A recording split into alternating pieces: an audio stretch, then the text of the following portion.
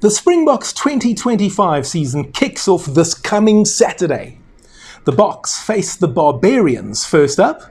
It's not actually a test match, so should we be excited? Or is this basically a glorified training session? Well, today you are going to get a front row seat as I try to answer that question, and you'll see it's a tad complicated.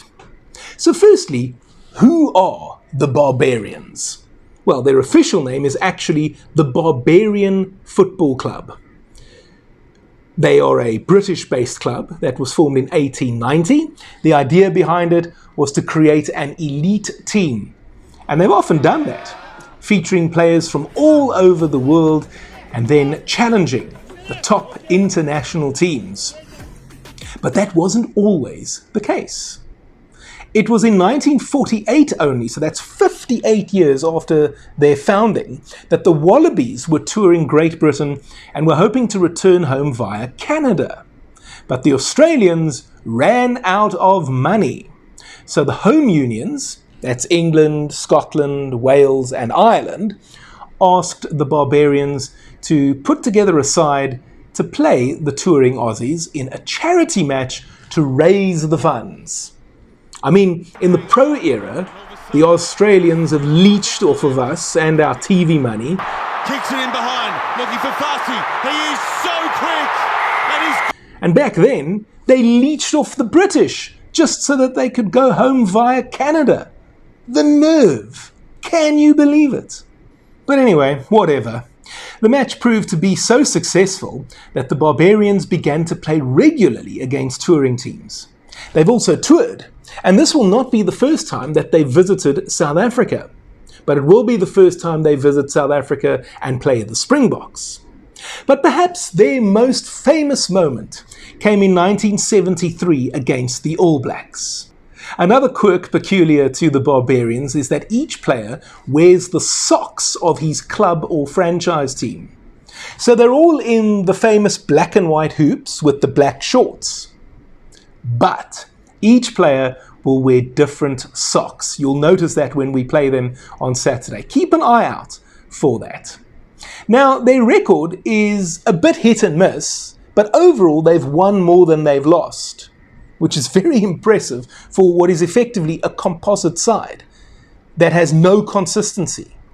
They've got some famous victories, like that one over the All Blacks, but they've also been on the wrong end of some beatings, as you can imagine. I mean, it's to be expected. Remember, many of the players might be excellent, but they've never played together as a team. A Barbarians team typically makes as many as 15 changes between matches. So even though they often have an elite coach, it's a tough ask to get a team ready inside a week to take on a top international side. How seriously do the players take it? That's a valid question. Well, that also depends on who you ask. Legend has it that the week of a Barbarians match is basically one big party. The flip side is that the opposition often treats it the same way. One thing about the BaaBaas is that they are committed to playing entertaining and attacking rugby. So you are unlikely to see them kick the ball like the Kiwis do. They will run it from just about everywhere. And as it turns out, they have quite a handy record against South Africa.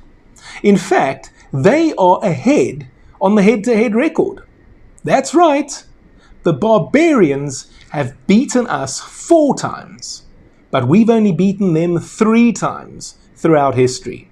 There's also been 1 draw, which is actually the most recent match between the 2 teams. The full record actually reads as follows. January 1952, we beat them 17-3 in Cardiff. February 1961, they beat us 6-0, also in Cardiff. Then in January 1970, we got the better of them, 21-12 at Twickenham. Because of isolation, the next meeting was only in December 1994, and they defeated us 23-15 at Lansdowne Road. Then in December 2000, we won a thriller against them in Cardiff, 41-31. Incredibly, after winning the 2007 Rugby World Cup, they pumped us 22-7 at Twickenham. But in fairness, I think Jake White made wholesale changes, and that was actually the match in which Chiliboy Ralepele captained the Boks for the first and only time, actually.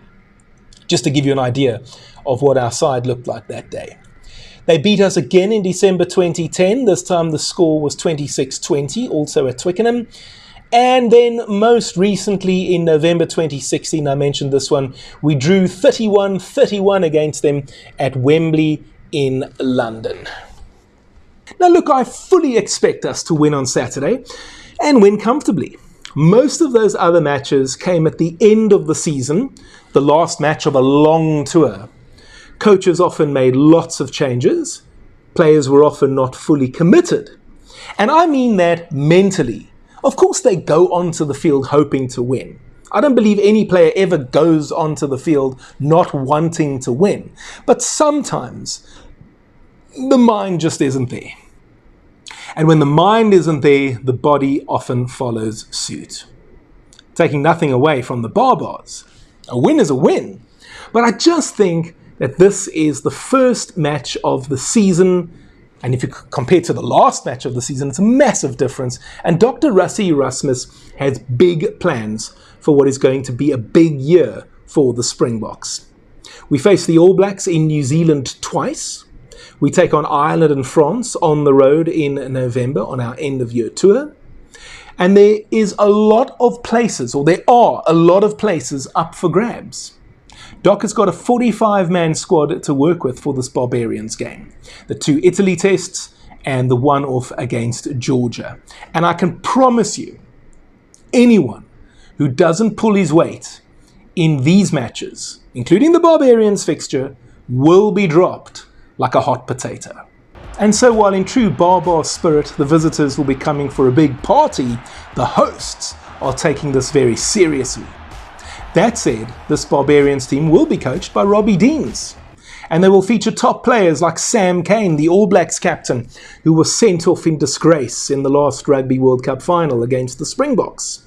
Shannon Frizzell, Cian Healy, Conor Murray, and Peter O'Mahony will all be on the field for the Barbarians. So you can be sure I'll provide you with a proper preview later in the week once both coaches have announced their teams for the match.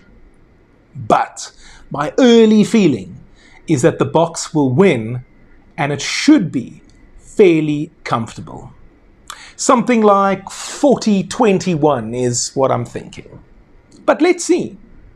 So in terms of rugby tradition, the BaaBaas have managed to survive and even thrive in the professional era. I know many Springboks have represented the Barbarians and they love the concept, they love the experience. The same is true of many great All Blacks and Frenchmen and English and Australians and Irish. But the real question for me is how much value do they really add in the professional era? Or are they just a relic of the amateur era and it's time to move on? I won't lie to you, depending on my mood and the day of the week, I might have a strong and solid argument either way. But what do you think? Do you think it's great that the Barbarians are still around and they do indeed add value in the professional era? Or do you think that they are actually just a relic of a bygone era and it's time to do away with them and play proper test match rugby, and what the Springboks are doing this coming Saturday is actually just some silly match? Let me know in the comment section down below. And while you're down there, may I encourage you to go for the super thanks option. That's the heart button with a $sign inside of it. You'll be able to make a highlighted comment and I promise to reply to it. I will also hit the love button or the heart button on your comment and you'll be able to make a small donation to my channel of your choice. It's whatever you want it to be. It can be 10 Rand, it can be 10,000 Rand. And the reason I'm asking for these donations, guys, is because I would love to do this full time, and I would also love to go to Australia in 2027 and cover the Rugby World Cup for you from down under with daily coverage. But in order to make that happen, I'm going to need a little bit of help, and that's where you come in. And you know what? If you used to work at Eskom and you got a lack of payout, please do the right thing.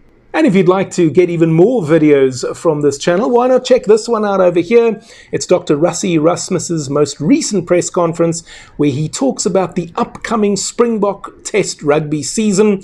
He talks about the Barbarians and the injury situation in the camp as well.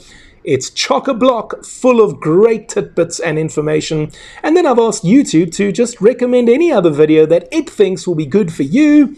That's over here. I don't know what it is, but I'm sure it's a good one. And I look forward to speaking to you next time.